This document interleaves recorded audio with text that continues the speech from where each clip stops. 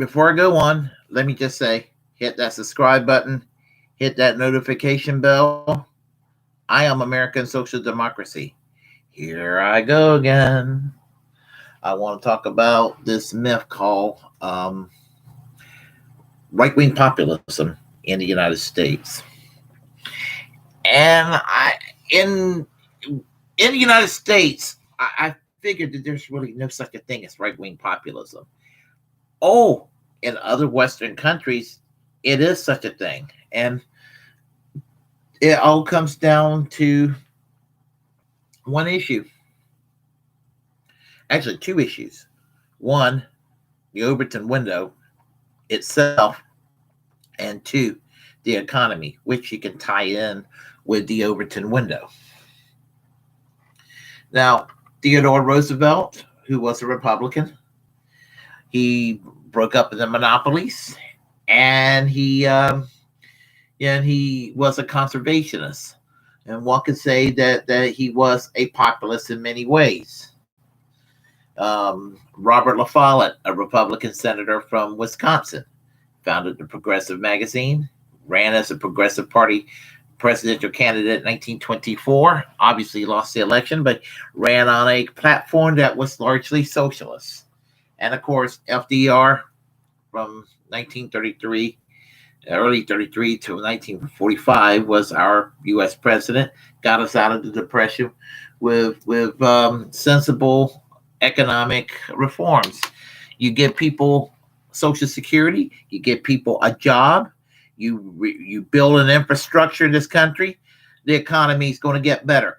Never accept the premise by right wing revisionists, historical revisionists that claim that FDR kept the Depression going on longer. Did he make some mistakes? Maybe, but overall, when looking back at the Great Depression and the New Deal response, it was, I don't care what people say, the New Deal was a success. So we're talking about liberals, the great liberal reformers. And yes, FDR was a limousine liberal, but he was a populist in the sense that he actually enacted policies to help the people. That's what it comes right down to. So usually when it comes to the American right, they're usually on the side of market forces without concern for the little man or the little woman. They are usually on the side of this, what you call it, the established order, the powerful, the elites. That's the way I see it. Unfortunately, many liberals are of that same mindset too. It's called elitism. Now, I'm not a fan at all, and I promise you, I am not a fan at all of Pat Buchanan. But Patrick Buchanan, who ran for president in 1992, 1996, and 2000 on the Republican ticket in the Republican primaries, kind of focused on working class themes. Now, the thing is, I simply don't believe him because he supported a lot of corporatist policies and everything, but he also knew that there was economic inequality. How can you not see it with the disastrous economic planning and deregulations that's been going on for decades and unions evaporating and everything? He played on into that, but sad part is he did it by exploiting white anger. And here's the thing. You contrast that with someone like Crystal Ball, who talks about establishing a multiracial working class movement. Buchanan was not interested in that. So the thing about it is, if Pat Buchanan would have been president, he would have done what Donald Trump did and basically enacted nothing but pro-corporate policies while talking the talk about being for the little guy and the little gal, but actually not achieving it because it's just within that makeup of the American right. And as I said, Donald Trump did the same thing. Donald Trump, he used protectionism political correctness kind of combined, the culture war and all of that. But he borrows some themes that could have been othered by Bernie Sanders. Things like improving on Obamacare. Yeah, he talked about getting rid of Obamacare, but he was hinting universal health care.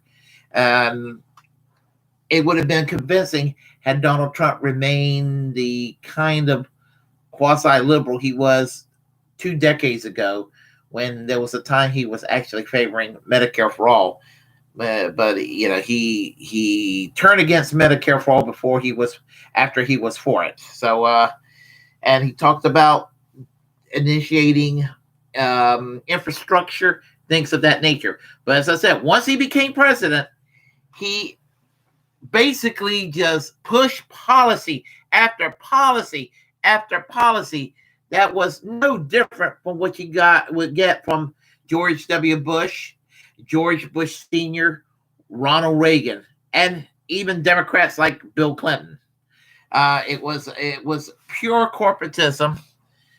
And then he'll go and act like he's for the little guy, and even doing as much as bribing Courier up in Indiana to keep their operations open, to say, well, look, I'm keeping American jobs here. And then later on, after they're bribed, bam, Courier closes down and lay off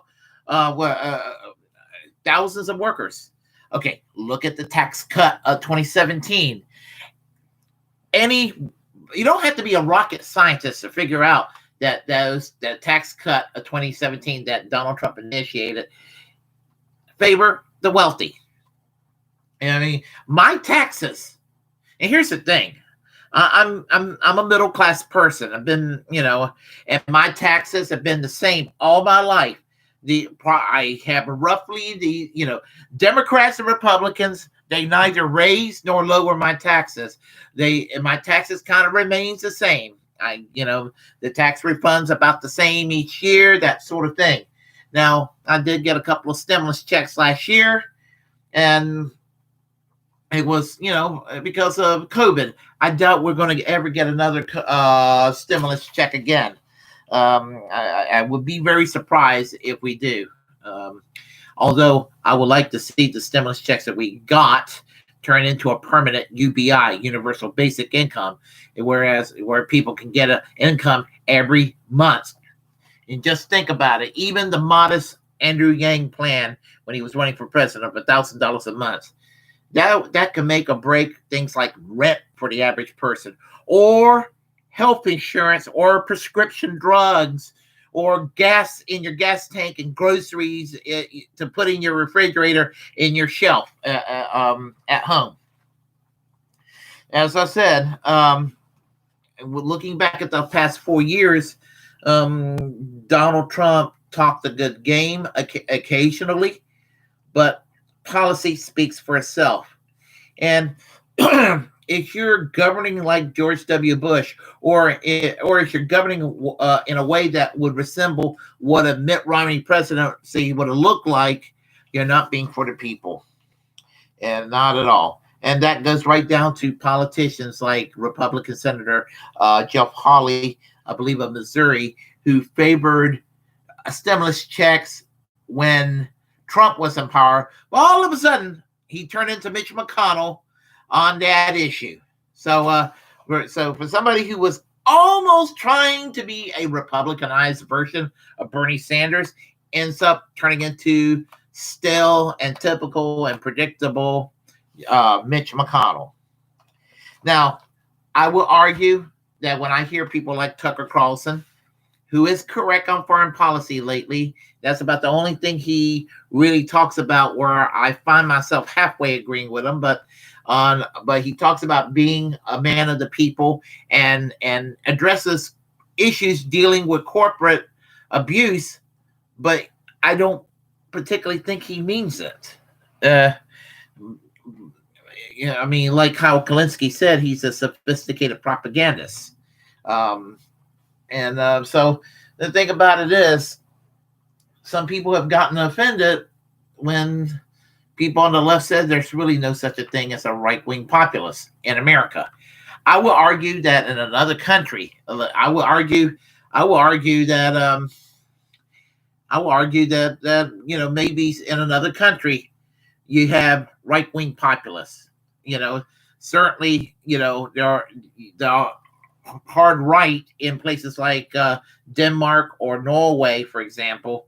They would uh, go hard on negative issues like tighten up the border with their anti-immigration stance and their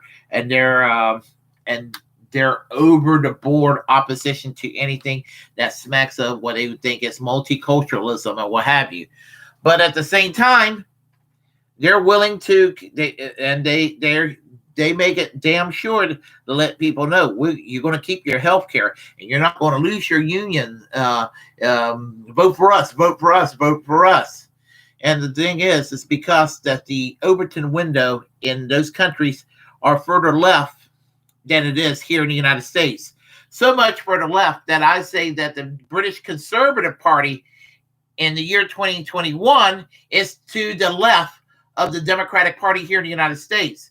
While Boris Johnson last year was thanking the National Health Service for saving his life, Joe Biden was promising that if the House and the Senate majority votes for Medicare for all and that bill comes on his desk, that he would veto Medicare for all. So Boris Johnson, thanks to National Health Service, versus Joe Biden, a Democrat that supposed to be for the working people, claims, and I unfortunately believe him, that he said that he will go and veto Medicare for all. He promised to lower the Medicare age requirement down to 60, and it ain't going to go through. So, here's the thing with the Republicans when it comes to economic populism or right-wing populism. They may mean it when it comes to protectionism, but I have to question some of their motives. And you go down to the domestic issues. If they can't support a union or support some kind of public insurance system, universal health care, then their rhetoric about populism, right-wing populism, is hollow. More tax cuts for the wealthy and more deregulation of Wall Street, and is not populism is not even populism in the slightest.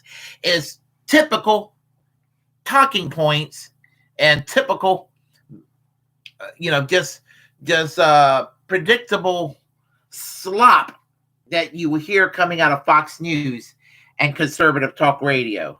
There's not a damn thing populist about deregulations and more tax cuts for the wealthy. Not one bit.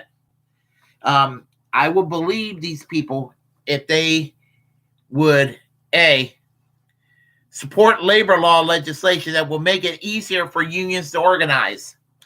That would go a long way to see a right-wing populism that's sincere in the United States. Or raising wages, raising the minimum wage.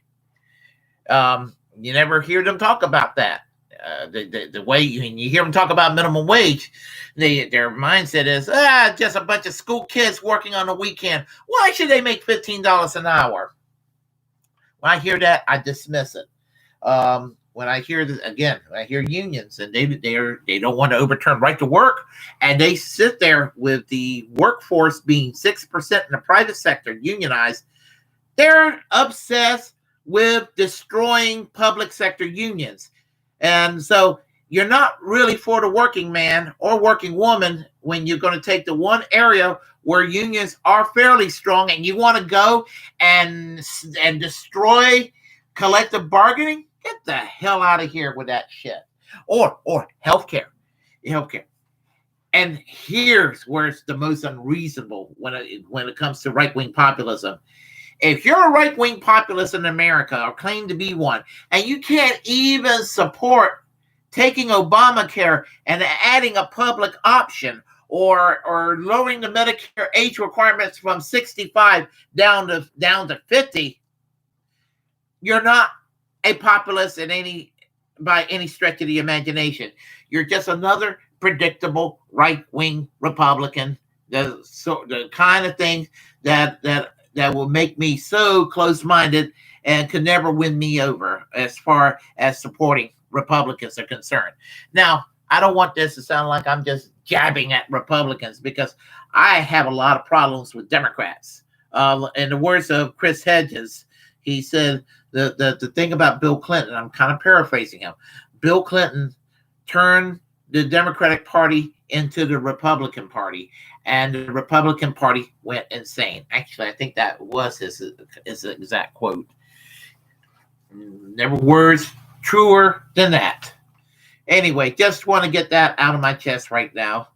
And if you like what you heard, press like and comment. If you disagree, comment anyway. We'll have a conversation. Feel free to share the content on this channel.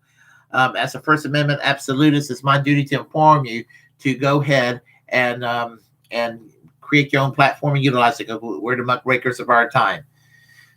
Hit that subscribe button, hit that notification bell. And until next time, I am American Social Democracy. Peace.